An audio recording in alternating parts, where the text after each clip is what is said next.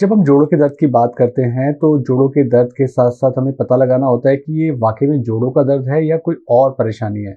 कहीं कोई विटामिन की डेफिशिएंसी तो नहीं है, जैसे विटामिन डी की डेफिशिएंसी से ऐसा ही पेन होता है जैसे कि जोड़ों के दर्द होते हैं। कई बार कुछ दवाइयों के साइड इफेक्ट भी हो सकते हैं, जैसे कोलेस्ट्रॉल कम करने की जो दवाइयाँ होती हैं, उन दवाइयों की वजह से भी जो पेन एक साइड इफेक्ट की तरह होता है जो जोड़ों के दर्द की जैसा लग सकता है, तो उसका भी ध्यान रखने की जरूरत है। कई बार यूरिक एसिड बढ़ने की वजह से कोई दवाई आप ऐसी खा रहे हो जिससे यूरिक एसिड बढ़ रहा है, आप पानी कम पीते हो, प्रोटीन ज़्यादा खाते हो, अल्कोहल ज़्यादा लेते हो, किडनी में प्रॉब्लम है, तो यूरिक एसिड बढ़ जाएगा तो वो जोड़ों के दर्द की तरह पेन करेगा, तो उसका ध्यान रखने की ज़रूरत होती है।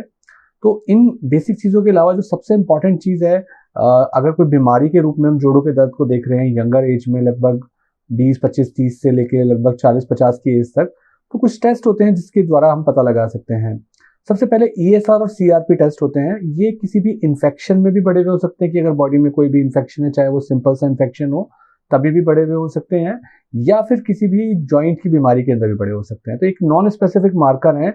अगर आपको पता है कि आपको कोई इन्फेक्शन नहीं है बॉडी में और फिर जोड़ों का दर्द हो रहा है, तो इन दोनों टेस्टों को कराने से हमें आइडिया लग जाता है कि बॉडी में कहीं ना कहीं तो कुछ गड़बड़ है। कि सुबह सुबह सो के उठते हैं, बॉडी में जकड़ाहट रहती है। ये बहुत ही इंपॉर्टेंट फीचर है कि सुबह उठ के अगर बॉडी में जकड़ाहट है और वो जकड़ाहट को ठीक होने में 10 मिनट, 15 मिनट, 20 मिनट लग रहे हैं, तो ये आर्थराइटिस होने का एक बहुत ही स्ट्रॉन्ग सिम्टम है। तो ये साथ सीआरपी यूजुअली इसमें बढ़े हुए मिलते हैं, तब इस शक के बेसिस पे इन टेस्ट को कराया जाता है।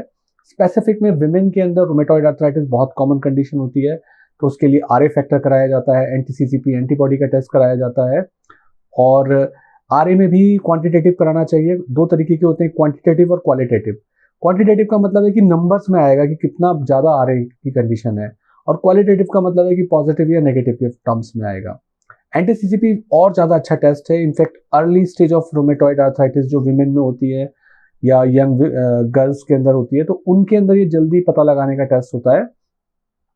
उसके अलावा एना का टेस्ट होता है। एक तरीके की एंटीबॉडीज होती हैं जो कि बहुत सारी ऑटो इम्यून डिजीज के बारे में बताती हैं। ऐसी डिजीज जिसमें हमारी बॉडी के अगेंस्ट काम करती है, जोड़ों को खराब करती है, तो एना के टेस्ट से पता लगा सकते हैं।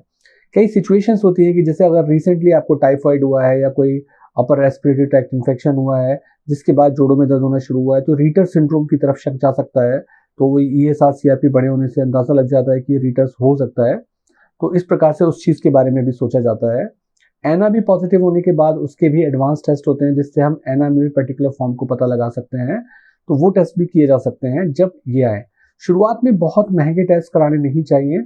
शुरुआत में कोशिश करनी चाहिए कि हम सिम्टम्स और हिस्ट्री के बेस पे ये देखें कि कौन से टेस्ट जरूरी हैं। अगर शक हल्का है तो ईएसआर सीआरपी और यूरिक एसिड से भी काफ़ी सारी जानकारी मिल जाती है। थोड़ा शक और गहरा है तो आरए फैक्टर ऐड कर सकते हैं। और आरए के ऊपर बहुत स्ट्रांग बिलीव है कि इनको तो सुबह काफ़ी देर तक जोड़ों में जकड़ाहट रहती है, तो और ऊपर के टेस्ट करा सकते हैं। यंग मेल के अंदर भी एक आर्थराइटिस की बीमारी होती है इन्फ्लेमेशन के साथ, जिसको हम एंकिलोसिंग स्पॉन्डिलाइटिस बोलते हैं। उसमें HLA-B27 का टेस्ट कराया जाता है। उसके अंदर भी कई सारी ऐसी सिम्टम्स होती हैं जिन पे शक होने के बाद हम वो टेस्ट कराते हैं, और उसको और कंफर्म करने के बाद HLA-B27 भी पॉजिटिव आ जाए तो कई बार हमें उसमें साथ में MRI की जरूरत भी पड़ जाती है। ये सब चीज़ें डॉक्टर्स अपने एक्सपीरियंस, अपनी हिस्ट्री मेकिंग से कि क्या सिम्टम्स बता रहे हैं, क्योंकि सारे एक साथ कराना वो डिपेंड करता है कि कितने स्ट्रॉन्ग सिम्टम्स आ रहे हैं। तो हमेशा ये सोच के चलना कि हम सारे ही टेस्ट एक साथ करा दें। कई बार कुछ अप्रोचेस में वो ठीक होती है कि आप किसी ऐसे सेटअप पे हैं जहाँ पर आप चाहते हैं कि पहली बार में सब कुछ पता चल जाए और वहाँ फाइनेंस इशू ना हो, तब तो ठीक होता है।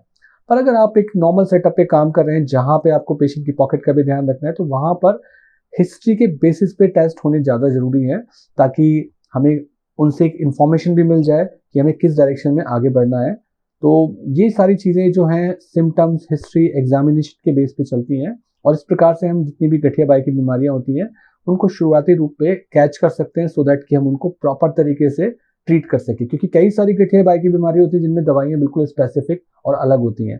अगर नहीं पता होगा तो हम एक गलत डायरेक्शन में जा सकते हैं।